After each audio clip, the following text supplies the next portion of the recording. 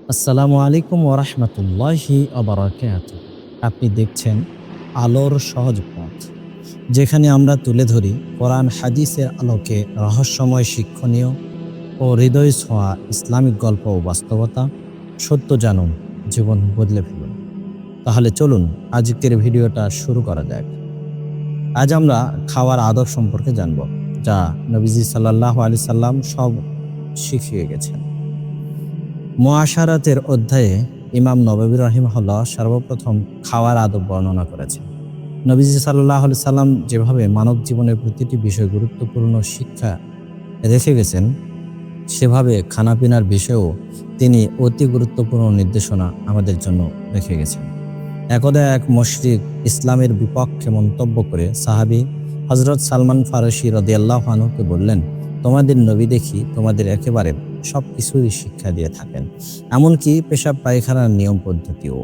লোকটার উদ্দেশ্য ছিল খুঁত ধরা, অর্থাৎ পেশাব পায়খানার কথাও কি কেউ কাউকে বলে দেয়? এটাও কি আবার শিক্ষাদানের বিষয়? লোকটার ধারণা ছিল এমন কোনো গুরুত্বপূর্ণ বিষয় নয় যে নবী ও পয়গাম্বরের ন্যায় কোনো সমহান বিরাট ব্যক্তিত্বেরও এ বিষয়ে কথা বলতে হবে। হযরত সালমান ফারসি রাদিয়াল্লাহু আনহু লোকটিকে বললেন, দেখো, তুমি যে বিষয়টাকে লজ্জার বস্তু মনে করেছ, তা আমাদের কাছে ফখর ও গর্বের বিষয়। অর্থাৎ তিনি আমাদের এমনই দরদি নবী, যিনি আমাদের পেশাব পায়খানার রীতিনীতিও শিখিয়ে গেছেন, যাতে আমরা কিবলার দিকে বসে তার অপমান না করি, ডান হাতে ঢিলা কুলুফ ও পানি ব্যবহার করে বেআদব না হই। একেবারে একজন আদর্শ ও দয়াদ্র মাতাপিতার অনুরূপ। স্মরণীয় যে কোনো মাতাপিতা যদি লজ্জা ও সংকোচ বশত সন্তানকে সুশিক্ষা দানে বিরত থাকে, তথা পেশাব পায়খানার মতো যাবতীয় ছোটখাটো ও গোপনীয় বিষয়াদির শিক্ষাদান বর্জন করে বসে, তাহলে তারা জীবনভরই এসব বিষয়াদির সঠিক নিয়ম পালন করতে অক্ষম থেকে যাবে। আর আমাদের নবী সাল্লাল্লাহু আলাইহি সাল্লাম আমাদের বাবা মার তুলনায় শতগুণ বেশি স্নেহশীল ও দয়ালু ছিলেন। ফলে তিনি খুঁটিনাটি সবকিছু শিখিয়ে গেছেন। খানাপিনার নিয়ম তরিকা এসবের অন্যতম।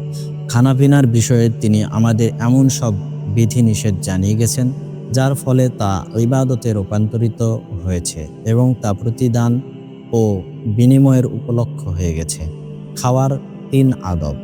হযরত আমর বিন সালামা রাদিয়াল্লাহু আনহু বর্ণনা করেন, রাসূলুল্লাহ সাল্লাল্লাহু আলাইহি সাল্লাম আমাকে হুকুম করেছেন, খানা খাওয়ার শুরুতে আল্লাহর নাম স্মরণ করো, অর্থাৎ বিসমিল্লাহ বলে খাওয়া আরম্ভ করো।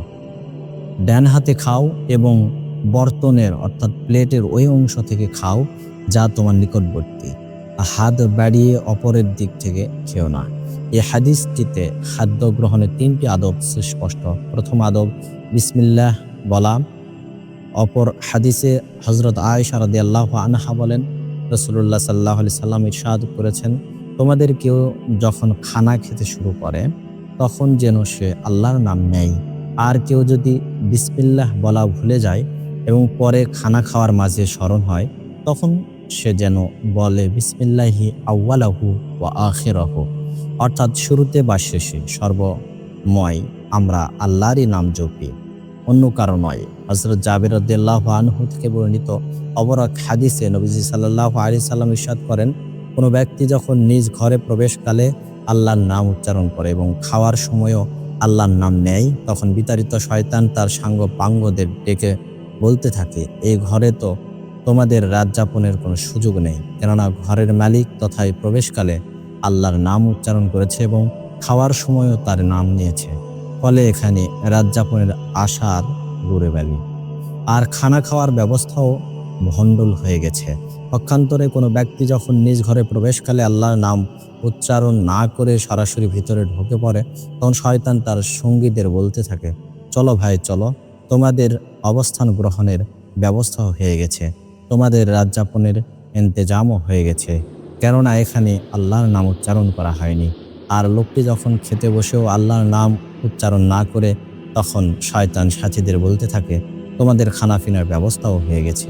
আবু দাউদ।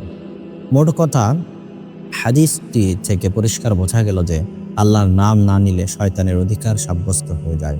বলা বাহুল্য, শয়তানের এখনো অনুপ্রবেশের অনিবার্য ফলাফল এই দাঁড়ায় যে সে ঘরওয়ালাদের বিভিন্নভাবে ফুসলাতে ও প্ররোচিত করতে থাকে, গুনাহ ও অবৈধ কাজে আকৃষ্ট করতে থাকে, মন মগজে বাজে খেয়াল ও ওয়াসওয়াসা দিতে থাকে, দ্বিধা সংকোচ ও মনের দুর্বলতা সৃষ্টি করে। আর খানাফিনার মধ্যে শয়তানের জন্য সুযোগ হয়ে যাওয়ার ফল দাঁড়ায় যে আমাদের গৃহীত খাদ্যে এবং কোনো বরকত আল্লাহর পক্ষ থেকে হয় না, বড়জোর রসনা তৃপ্তি হতে পারে, কিন্তু ওই খাদ্যে কোনো নূর ও বরকত থাকে না।